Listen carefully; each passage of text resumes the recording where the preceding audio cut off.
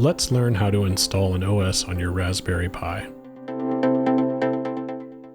The first thing you're going to need is your Raspberry Pi. In this one, I'm using a Raspberry Pi version 2.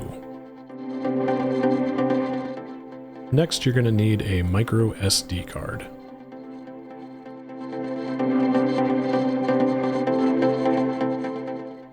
Then you'll need a SD card reader that you can plug into your laptop or desktop.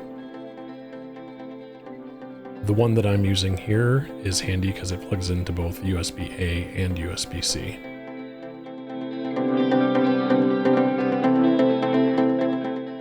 Optionally, you can put your Pi inside of a case.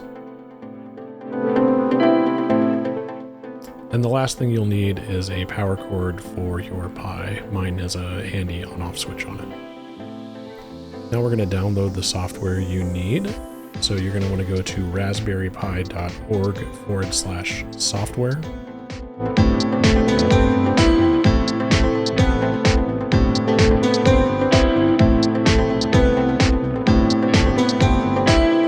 For this demonstration, you're going to want to click on Download for Windows, as we are on a Windows machine.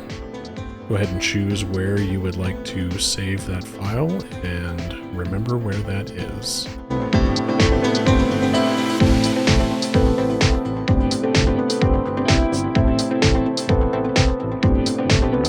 Once you have the file downloaded, go ahead and go to where you saved it, and double-click it to run it. Next, we're going to go through and install the software. Just click OK here, and we're basically going to accept the defaults all the way through this installation. You will have to agree to the licenses and terms, but otherwise, everything should just be defaults. Windows may pop up this little guy here. You are okay to hit install on that. It just is basically a driver that will allow it to talk to the Raspberry Pi if you plug it directly into your computer. Now once in the software, you're going to go ahead and choose your Pi, which mine is a Pi 2. We'll go ahead and hit next. It's going to ask you what operating system you want to install. The top one is the most recent Raspberry Pi OS. But as you can see, there's a lot of other options here that we won't be getting into today, maybe in a further video.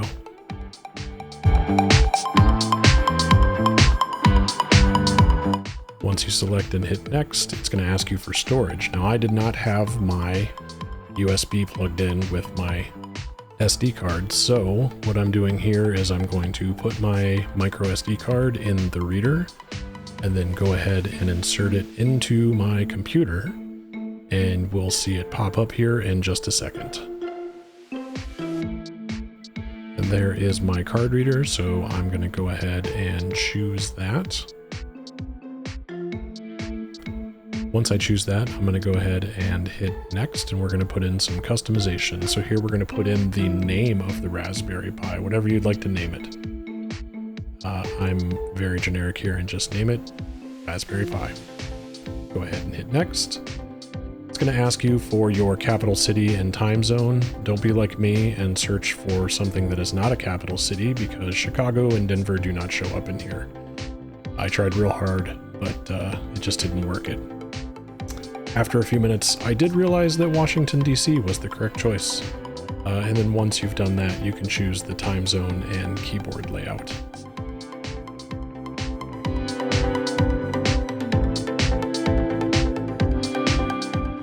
Once you have those set, you're going to hit next. You'll put in a username and a password twice.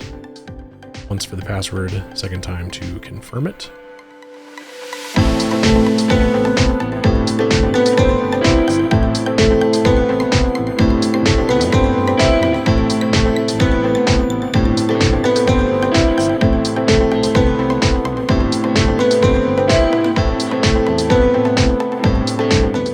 Once you have that username and password, you'll hit next, and here you're going to put in the information for your Wi-Fi network. My SSID is just going to be home, and then I'll put in my password, and this is just going to pre-configure the Pi so it can connect to your wireless network on boot. We'll go ahead and hit next. And here you want to toggle on enable SSH.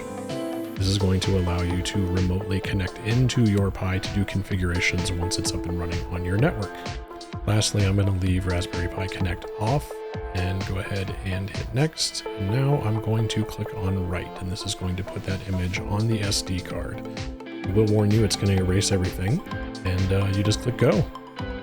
Now, depending on your system and what equipment you're using, this might take a little while, so I've gone ahead and fast forwarded this, and I'll come back to you once it is all done.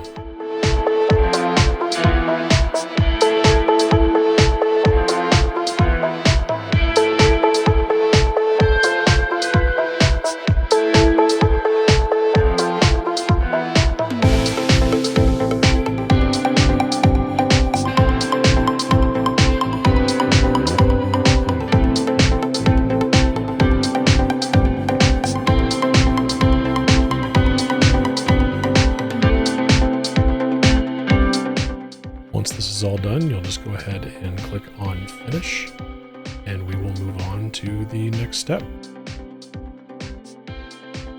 Next, we're going to install the Pi into the case just to make it a little easier to handle.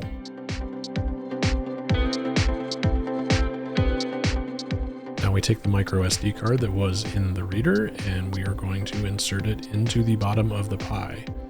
Older versions of the Pi, this is not spring-loaded, so you will have to push it in. Newer versions, they are spring-loaded, so if you do push it in too far, it will pop right back out.